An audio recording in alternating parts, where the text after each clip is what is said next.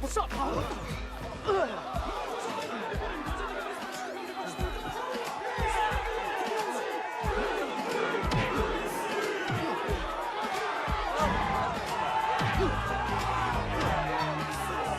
You took it so bad, huh? Check me out. Check your ass.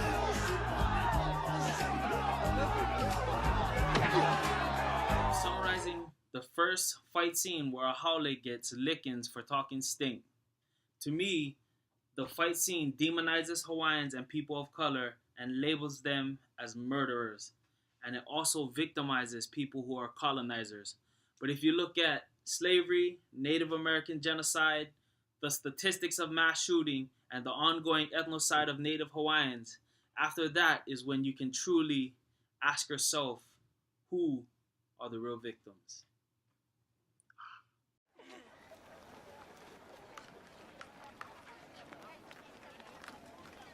Hey, you want some advice? Don't do that, especially around me. Do what? Let's look around like that, bro. Why not? Because the locals, they think you're challenging them if you look them in the eye. Really? Really? What else? Don't say shit about anyone in front of anyone else. You never know who's related. Yeah. Well, you know that guy this morning in the parking lot, the one that got beat up? All he did was say this one local walked like he was real.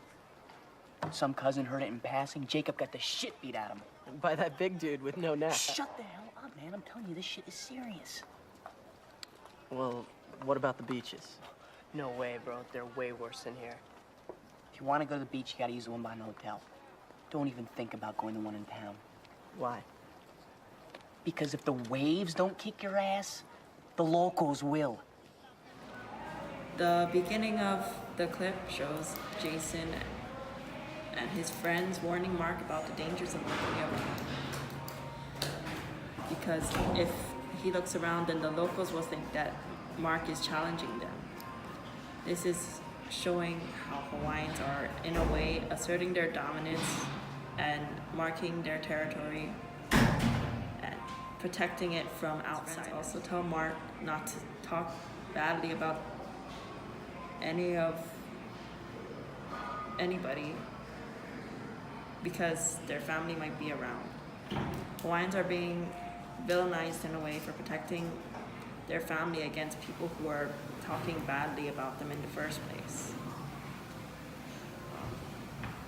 Jason and JC warn Mark about beaches and tell him to stay away from beaches that are not near hotels because the locals will beat them up. What's that? It's a college, film school. Although I haven't been accepted yet. What about you guys? More school. Not me. I'm gonna surf and smoke, bro. How about you, Zulu? Me, I'm gonna get a job. My brother Kimo works at a hotel. He can get me in. Construction business, my father. If he ever comes back. In this scene, college is introduced into the conversation between a group of four friends. We have Mark Thompson, we have Aku, Ronnie, and Kiao. They open up with each other's future ambitions. Kiao sets his sights on surfing and smoking while Zulu considers working with his brother Kimo at a hotel. Ronnie contemplates following his father's steps in the construction industry. And Mark Thompson sets his sights on being a film producer.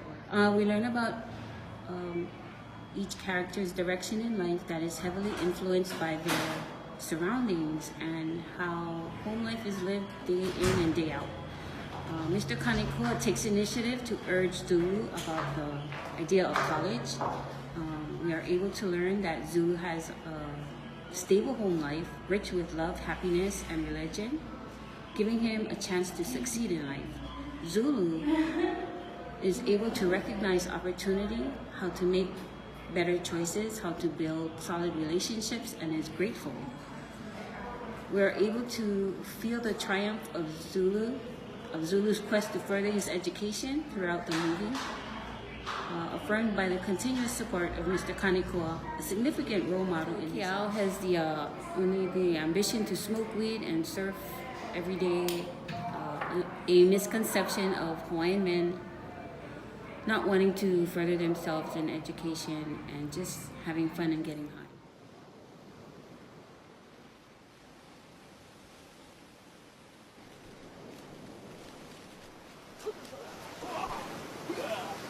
Mark, get off of there. What? Mark, get off. No way. Mark, you're on a heiau. So? Heiau.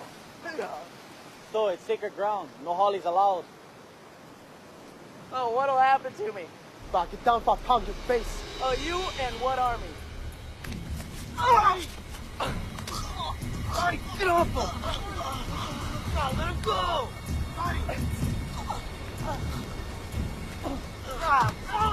Roddy, what's the matter with you? I told him to get off. Who guys make you king? What's your problem, you psycho? Oh, those stupid hollies like you with no respect. You didn't know it was sacred ground, okay? Yeah, why are you defending him for? You should be on my side, not his. Not on anybody's side, Ronnie. Ever since he's been here, you've changed. He's one of putting these crazy ideas into your head. You're the one who's crazy. What ideas, brah? Like going to college. I didn't have anything to do with that. I didn't find out until you did. Yeah, but he never would have done it if it weren't for you. It's not my fault. Besides, what do you care if he goes to school? It's none of your business.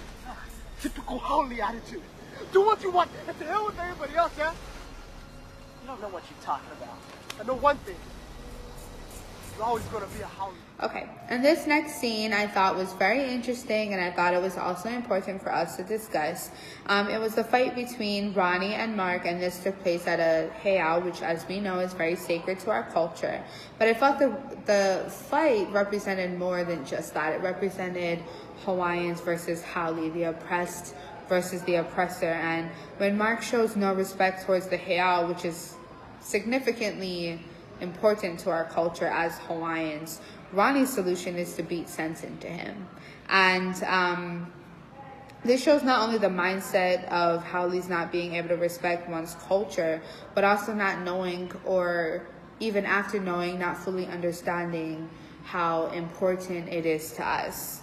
And really, when it came down to it, even like Zulu kept saying, you know, like he doesn't understand or he doesn't know, and you know, it's not his fault that he didn't grow up in our culture, so why would he have any type of respect or connection to a culture that he hasn't been brought up into?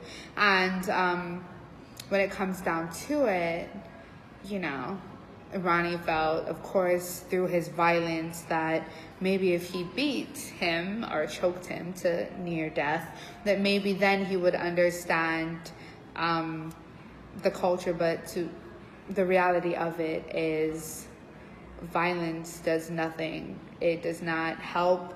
It just makes things worse. It doesn't, when you beat somebody, it doesn't help them understand. It just, all they know is that it's wrong. But that doesn't necessarily mean they'll respect it. And also within the fight, I feel like there's more of like an underlying truth or an underlying perspective of a lot of anger towards Mark, because Zulu now wants to go to college, and that's something that he never thought of doing prior to Mark. And Zulu really changed his mind and had a whole new perspective, and Ronnie's very angry. Like he blames Mark's existence and all of white people for just wanting Zulu to further his education, which I think is really unfair, because a lot of Hawaiian people, I mean, they build each other up as, you know, as a part of a lahui, and they don't tear each other down. So I thought it was really unfair for Ronnie to take a position to where he's very upset that Zulu wants to do something with his life and not being a good best friend and supporting that.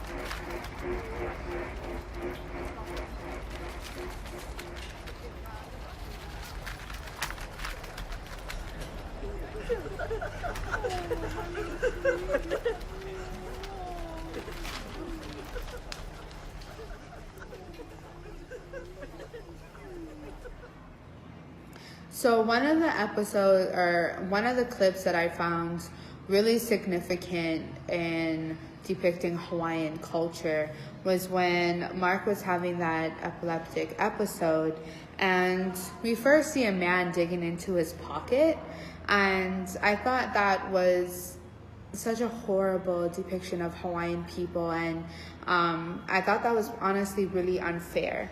And then we see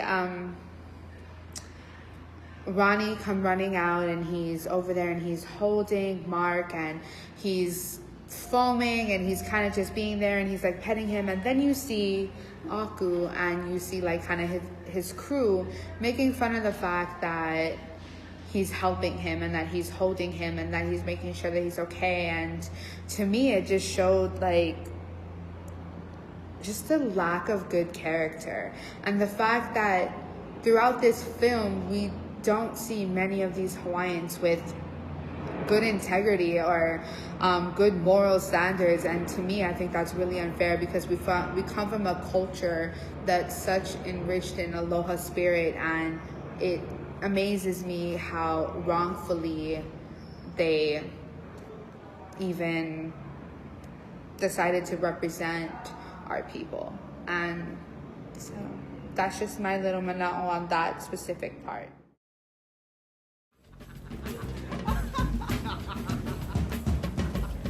Hey, get out. Get out. You don't belong there. I'm gonna call the police. What's up? What's up, Holly? Come on. Try and take me, bro. Come on.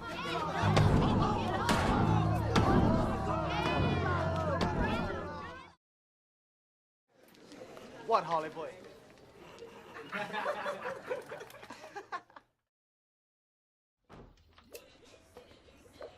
Hey, baby. Come, sit.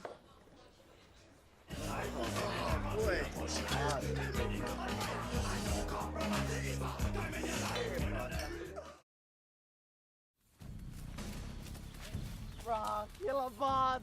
Is that pot? Hey, check this out. Hey, what is it?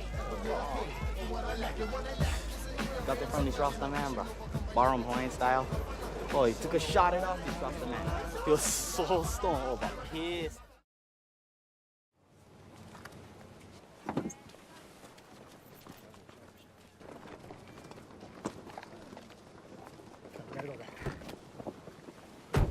Impact on Hawaiian community. Well, people get information about other cultures from movies. So the demonization of people of color in film makes it easier for them to become victims of violence. The violent characters portrayed in Menace to Society and Boys in the Hood allows people to think that the average black man like Oscar Grant and Trayvon Martin are people who rob liquor stores and do drive-bys. People who've never met Hawaiians are now afraid of being stomped to death by people like Ronnie Boy and Aku from Beyond Paradise. It makes all Hawaiian men seem violent. And people like Colin Keali Alderts get shot and killed on his birthday, and people like Keenan Pahio end up murdered in traffic right in front of his two daughters. This Hawaiians seem like they are unable to take care of themselves, and because this film is based on a true story, it can be used against Hawaiians' fight for sovereignty. Also, Hawaiians may start adapting to these stereotypes, especially if these stereotypes are already assumed. Go. As depicted in the movie, already plagued by negative social stigmas of being delinquents, derelicts, uneducated, and perhaps more importantly, in denial, Hawaiians continue to fight against their demons within to survive social stigmas, social injustices of poverty, lack of dignity, pride, and respect. So this film took place in Kealakekua, Hawaii on the Big Island. I grew up in Kailua Kona for about 13 years, and I attended Kealakekua from elementary to part of my high school. And in the film, Konawaina is the high school that was taken, or it was taking place at Konawaina, and there's a huge stigma to a lot of local people on the Big Island who go to Konawaina, and they're really perceived as either ghetto, uneducated, or just not the best people. And I think this film had a lot to do with it. I mean, growing up in middle school, we watched this film a lot, and it was less of on the Big Island, it was less about an interpretation of just Hawaiian people, but Hawaiians who went to Konawaina. And through that stigma, a lot of people have this negative feeling towards people who go to Konawaina, and they're not as good because their education isn't so well, and they are ghetto, or they're violent, or they're just not of good character.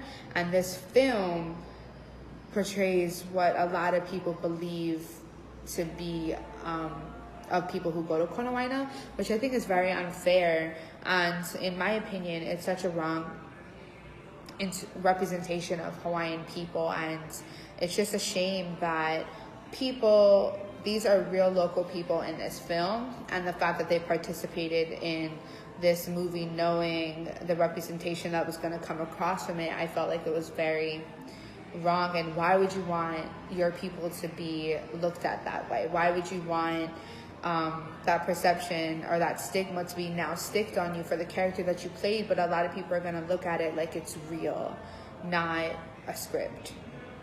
And by that, I think it negatively affects the impact of Native Hawaiian community, because I think now there's a lot of negative stigmas that are going to go towards that, and there's going to be a lot of stereotypes that people are going to look at this movie and say, wow, Hawaiians aren't really good people, and that's not fair. Just what it means to love. We are the Polynesian people. We are here to show the world that we can live in peace and harmony.